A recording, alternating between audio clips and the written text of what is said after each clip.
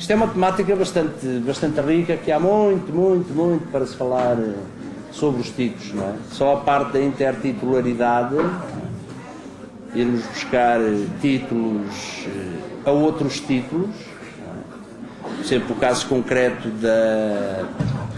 dos títulos que são roubados, entre aspas, aos títulos do cinema, não é? É uma coisa que até podemos considerar natural para quem não tenha muita inspiração. Fazê-lo porque houve filmes, tal como eu disse há pouco, há um artigo, uma notícia, pode estragar-se com um mau título ou com uma paginação deficiente, mas há casos concretos de filmes da indústria de Hollywood que dizem que fracassaram porque tinham um título horrível, não é?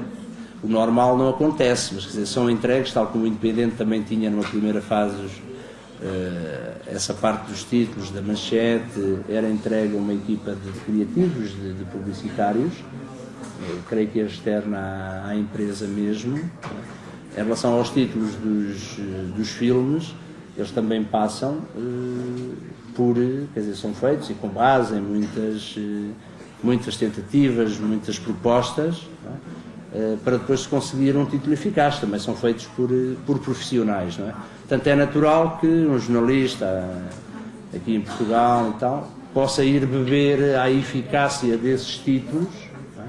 Possa ir beber a inspiração, não é? Não tem só a ver com a indústria de Hollywood, tem a ver também com a literatura. Eu, por exemplo, tenho no meu livro um top de alguns dos títulos que eu respiguei, não é? E alguns deles têm a ver, por exemplo, com obras famosas da literatura, não é? Dizer, por exemplo, esta dificuldade, sim, esta dificuldade em relação à arte titular também não é sentida apenas pelos jornalistas.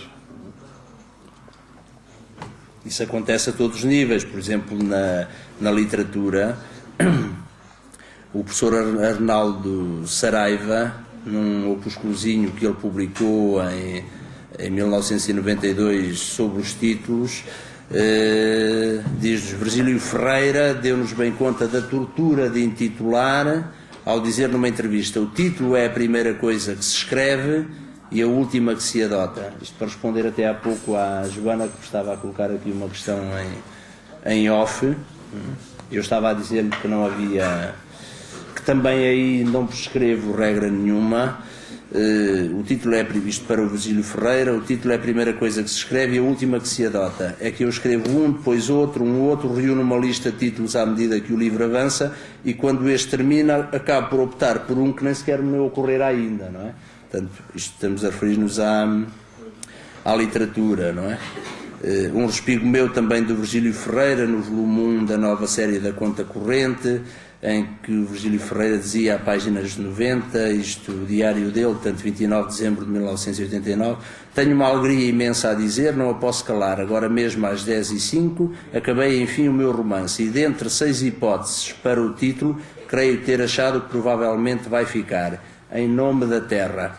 Tem o inconveniente da extensão, e até é um título bastante conciso, não é? Mas ele considerava-o extenso. Tem o inconveniente da extensão, mas é o que me calhou. E dou já agora alguns outros que perderam a corrida. Na tua eternidade, na tua mão, contigo, plácida à noite, ou dorme. Não é? Por exemplo, voltando ao Arnaldo Saraiva, ele dá conta de uma série de títulos, portanto, uma lista de títulos de livros famosos que à partida tinham títulos muito diferentes. O caso do Guerra e Paz, do Tolstói, que chegou a chamar-se numa primeira fase Tudo é bom se acaba bem, não é? Guerra e Paz é muito mais eficaz, não é? Outro, por exemplo, antes de se fixar no título Ecce Homo, Nietzsche admitiu outros títulos como In Media Vita, De Vita Sua, O Espelho, Relação com os Antigos. Clarice Lispector deu ao seu romance A Hora da Estrela um dos 13 títulos que imaginou, entre os quais A Culpa é Minha, Ela que se Arranja, Lamento de um Blue, Saída Discreta pela Porta dos Fundos. Há aqui mais uma série de outros exemplos. Sempre dá aqui um último.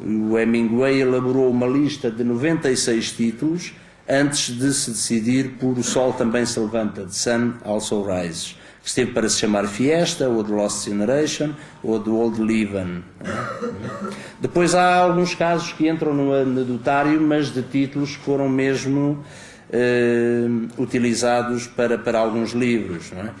Um conselho dado por Oscar Blumenthal, um amigo escritor, que tinha terminado o romance e que não era capaz de encontrar um título condizente com a sua obra. Não é? E o Blumenthal perguntou-lhe se o livro que o amigo tinha acabado de escrever se referia a tambores. Ele disse-lhe que não, e se também havia alguma referência a trombetas. E o amigo disse, não, também não fala em trombeta nenhuma. Então, e o Blumenthal sugeriu, então, chamas ao livro Sem Tambores Nem Trombetas. E estava correto, não é? E há alguns casos que refletem essa dificuldade. Por exemplo, uma obra de Smulian, This Book Needs No Title, portanto este livro não necessita de título. Não é? Uma outra obra da Irene Lisboa, Título Qualquer Serve. Não é? Da brasileira Adélia Pinto, um livro chama-se Um Livro Sem Título. Também de uma autora vietnamita, Romance Sem Título. A Joana, estou a perder a voz. A Joana perguntava-me há pouco, isso é uma pergunta que geralmente é feita, se o título era a primeira coisa, se era a última a escrever. Eu aí também não prescrevo regra nenhuma. Da minha experiência como profissional, quer dizer, eu nunca tive grande dificuldade em redigir títulos.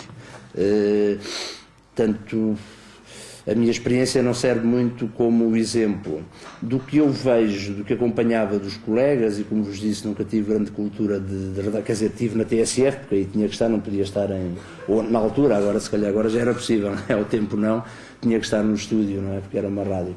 Mas noutros casos, se era correspondente, estava em Coimbra, não estava na redação de Lisboa ou no Porto, e por exemplo no caso do Semanário Jornal de Coimbra ia lá muito poucas vezes, não é? Mas quando ia, o que eu verificava é que, por um lado, às vezes o recurso a mim, não é? Mas muito para o diretor do jornal, para o Jorge Castilho, não é? Do que eu notava, deixavam para o fim, portanto, deixavam o título para o final, não é? Da minha experiência, podia lembrar-me logo de início, se escolhesse um título que eu gostasse, em algumas situações está mal, mesmo a ficar sem voz. Um caso curioso era este: às vezes pediam para fazer um determinado trabalho, eu achava que ele não tinha piada nenhuma, lá ia fazê-lo, acontecia algumas vezes para o tal e qual.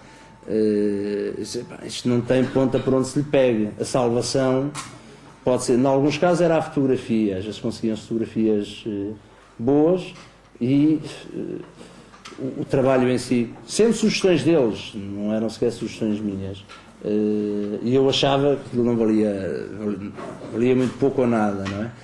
Às vezes era pela foto, e noutros casos eu fazia a viagem, tanto uma situação a outra, que ia para longe, e a minha angústia nessa altura era assim, pá, isto com um título bom resolvia-se, e lá conseguia um título apelativo, e a coisa, lá estava o caso de um título bom que pode disfarçar um mau trabalho sem ter a ver com o facto do, quer dizer, era o assunto em si que não tinha, para mim, não é? Quer dizer, era também a minha opinião, depois os leitores até podiam adorar, não é? Mas para mim aquilo não tinha piada, tentar ver por ali um título, e porque havia essa liberdade.